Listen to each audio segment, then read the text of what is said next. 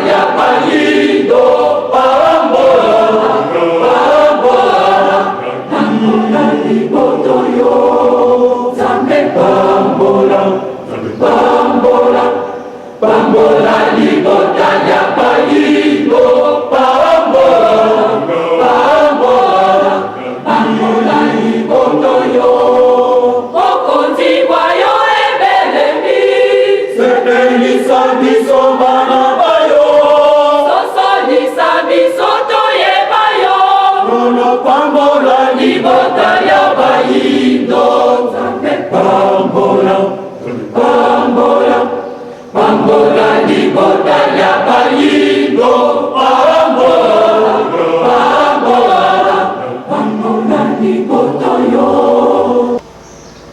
Tata Molimo Santo ndenge bayeli basukweli kusanzemu onkombo ya Tata Mwana pe Tata Molimo Santo. Amen.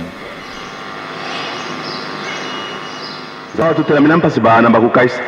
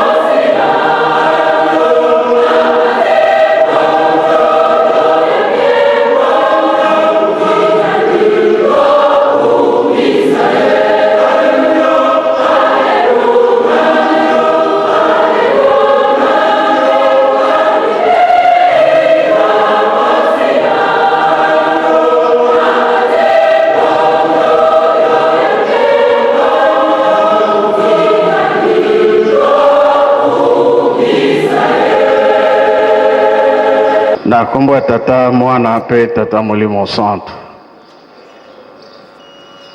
tolandi mate ya Tata na biso ya bandelaki na banzembo ya Bayuda ake na mibeko kanda na ye ya suka toyoki tobomba tosalela ngo ete kolona tobika kamutu yelaki fete monene tango wana ezalaki pasi kokanisa na 1706 likambo esalamaka na Mbanza Kongo na Kwimba na likambo wana lelo nde tovandeli mama wana alobaki solo tina solo na ye nde babomaka ye likambo wana eyaki pamba promesse ya Nkolo Yesu nga nakei mosusu akoya ye nde Molimo Santo mama kimpa vita alobi solo babomi ye ye alobi ata nakufi yango ekosalama.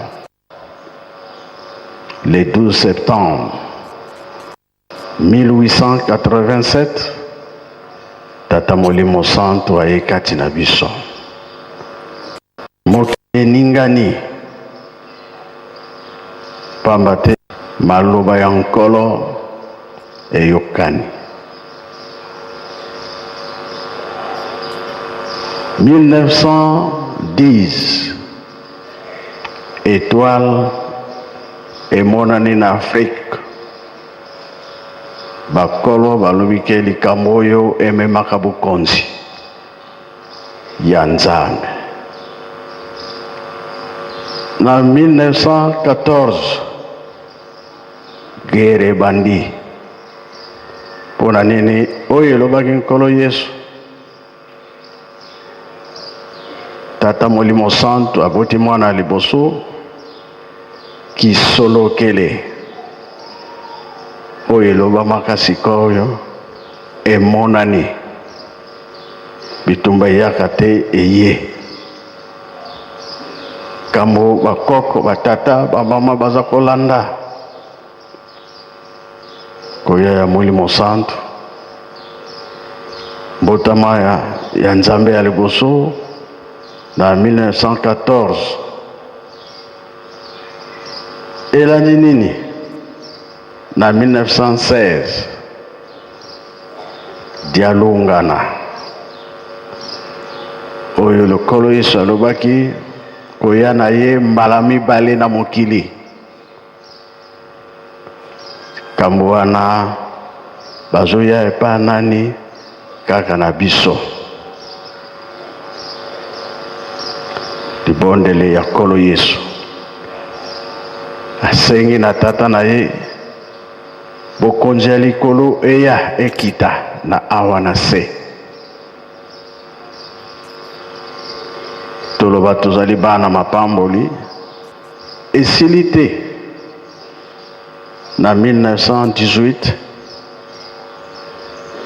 toujours tata Molimo Santo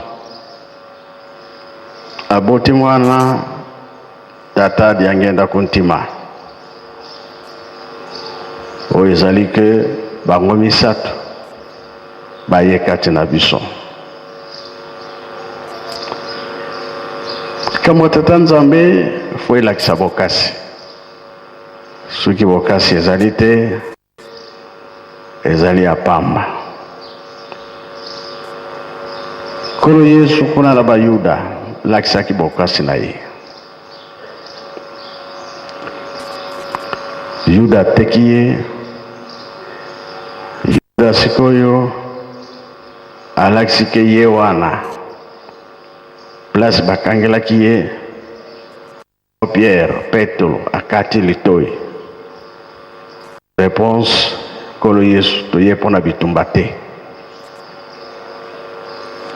Zongisa ye moko akamati litoi azongisi force. Soki kobunda biso te tokobunda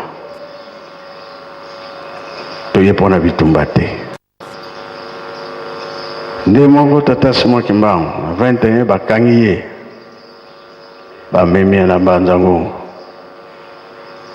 Avant koma na Mbanza Ngungu bandeko na biso bandibu batelemi na nzela na minduki po bayoki sango. Ye moko tata Simon Kimbangu adepeshe ake kopekisa bitumba te, sino mosala ekobeba. Nyonso wana poza kolakisa bokasi keza pona bitumba te. Mission otoyeli eza ya kobunda te, ya koswana te nini te, toye kobikisa force.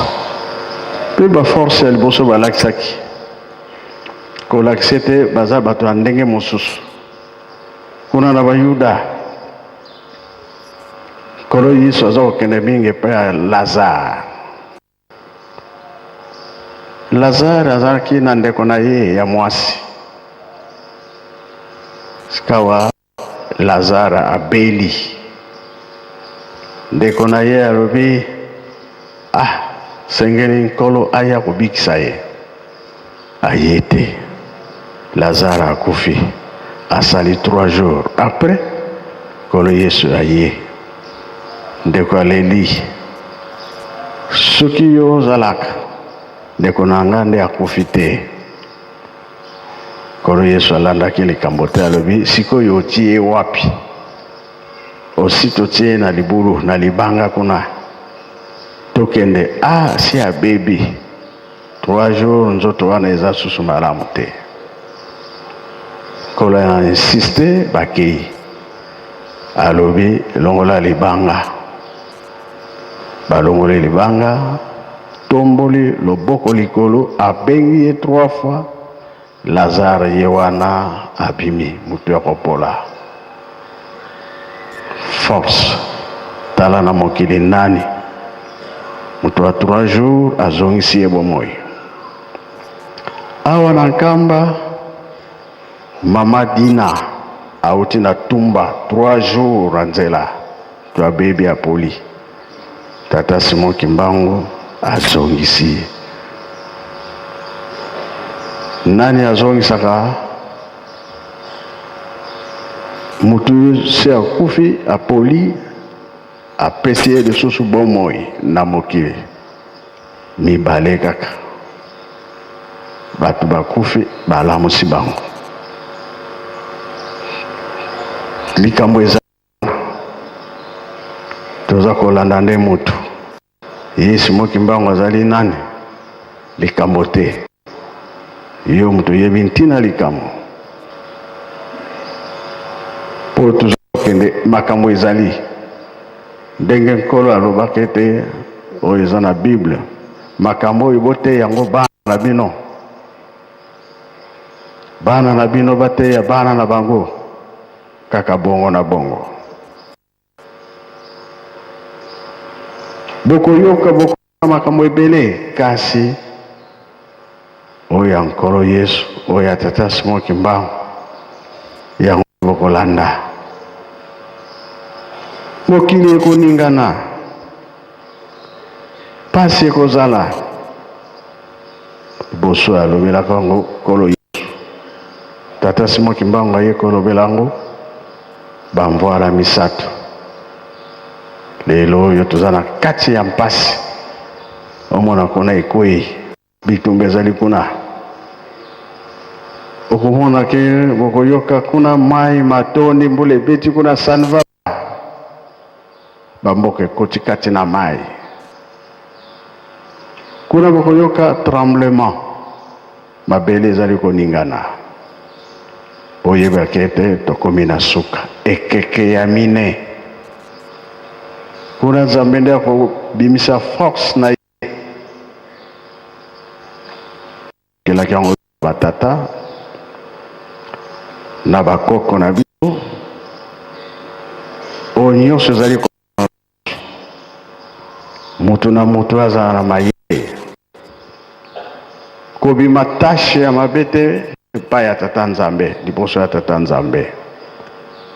Toyebi ke tozali bapaya tozongaka epai ya tata na biso tokufaka kasi bazo biso tomema batashe ya mabe te epai tokendaka. Liwa nyonso ekokuta yo ozala pote okota na nkembo na ye ya likolo. Pasi ezali bisengo mpe ezali lobiko mpe ezali. Kaka na 21 amemi tata Simon Kimbangu na Banzangungu le 12 septembre sambisi basambisi akoti prison. Le 3 octobre boloko ya liwa condamné à mort. Zalaka batu na ndeko wana soki bayoki ke ndeko na bango condamné à mort esalaka pasi. Boloko ya liwa tokomona ye lisusu te. Makanisi ezalaka mingi. Chef de famille akei et surtout ye moto azalaki ke asali mosala na nkamba mokili eningani bato baza koya kozwa mapamboli kasi akangami akei. Sikoyo otikeli biso nini ya lobi Bible kamo nyonso eza na kati boyoka motema pasi te. Ye moko azopesa su conseil. Le 3 octobre totali likambo wana akei. Le 3 octobre 51 30 ans na ye ndenge bayokanaki na nkolo ekokani. Le 4 lokola lelo nde abimaki na boloko. Zonga nga na kozonga te. 30 ans wana nde bayokanaki na nkolo. Kasi na biso na leta azakaka na boloko. Le 4 azongi te. Le 12 octobre aye kotika biso. Likambo wana balobelaka te ke abima na boloko. Tobundi 2011 révision ya procès et salami. Asalaki nini yo leta oyo bokangelaki ye? Basali enquête eloko ya mabe asalaki emonani te. Nde baye kobimisa ye na Mbanzangungu. Pamba te ekangamaka na Mbanzangungu efungwame mpe na Mbanzangungu. Toza kolanda nde programme oyo ya tata Nzambe oyo nde toza kosalela. teki abimi na poloko mokili balobi biso toza koya tempelo oyo tozali libanga batiaka yango na 61 misala eye kosalama na 76 na badate wana banzembo azoyembisa na chorale de dirigeant ya nkamba soki toza koya ntango nyonso banzembo wana eyaka avant ya liboso soki bino nyonso mpe boyebi yango boyemba nkamba kaka te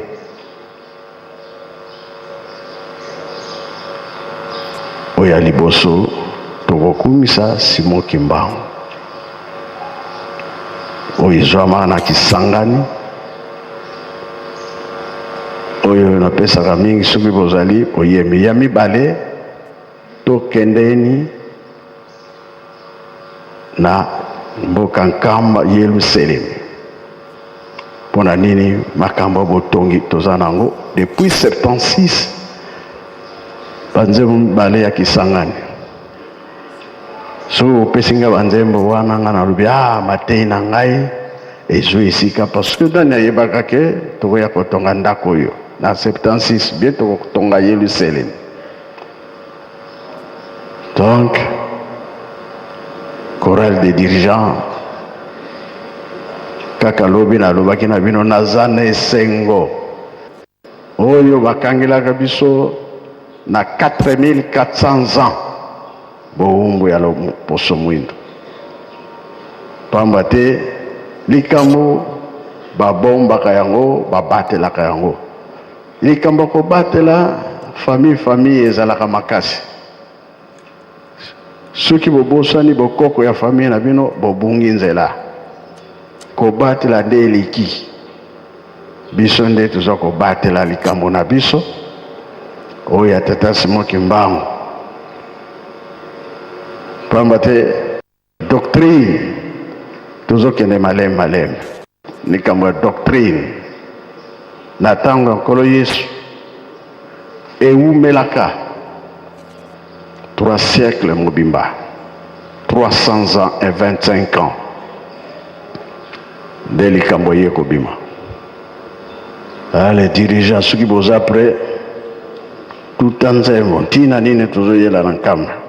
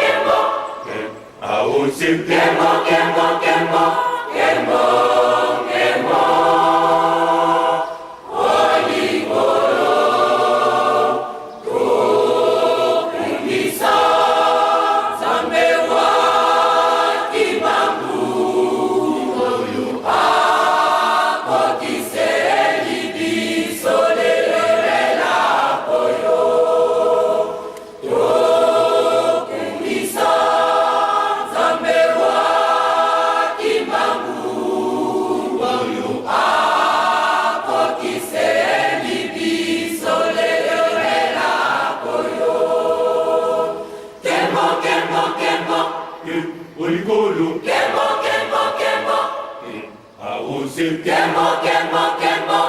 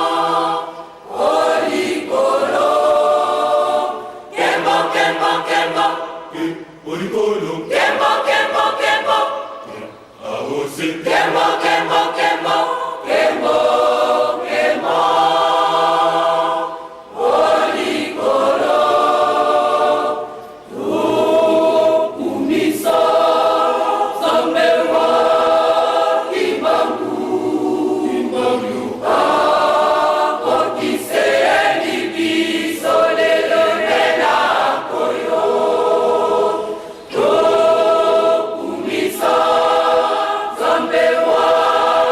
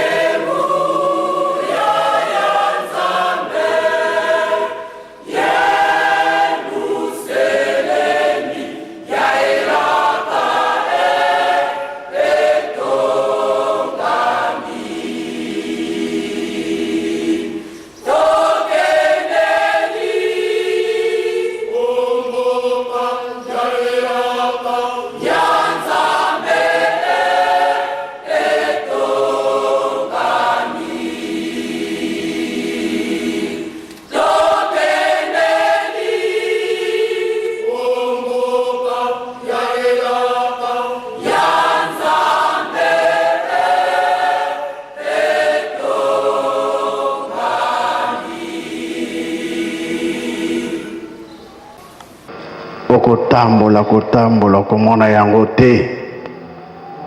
Oyo libanga etiamaka na 61. Na 76 bapapa bazwi décision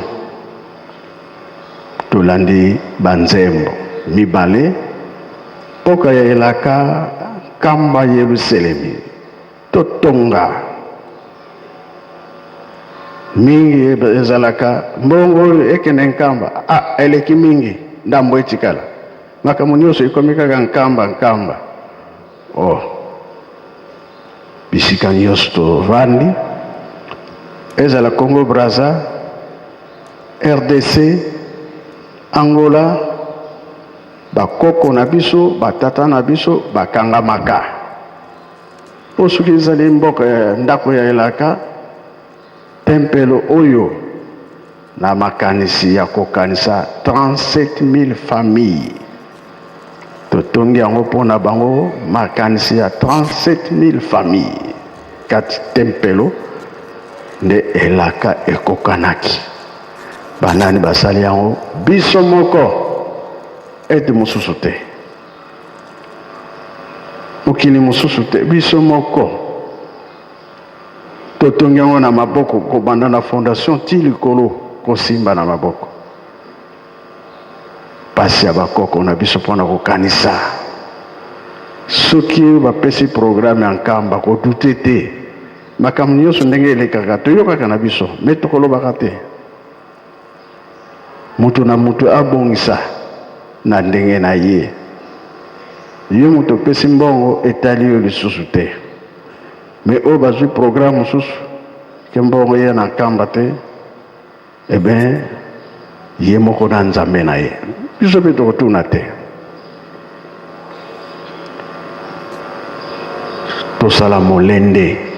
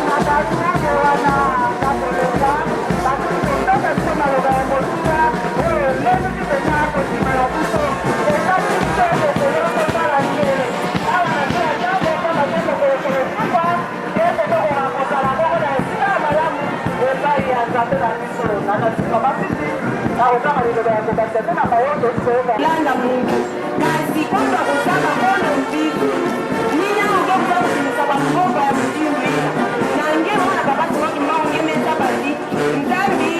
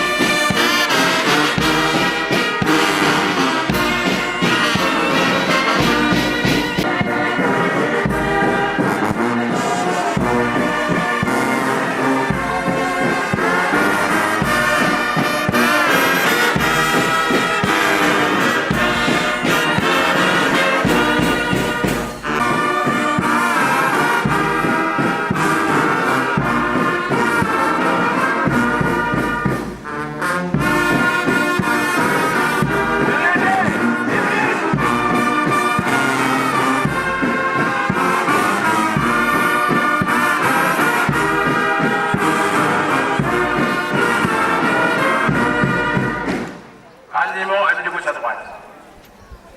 Iko cha zoazi. Go! Alimo.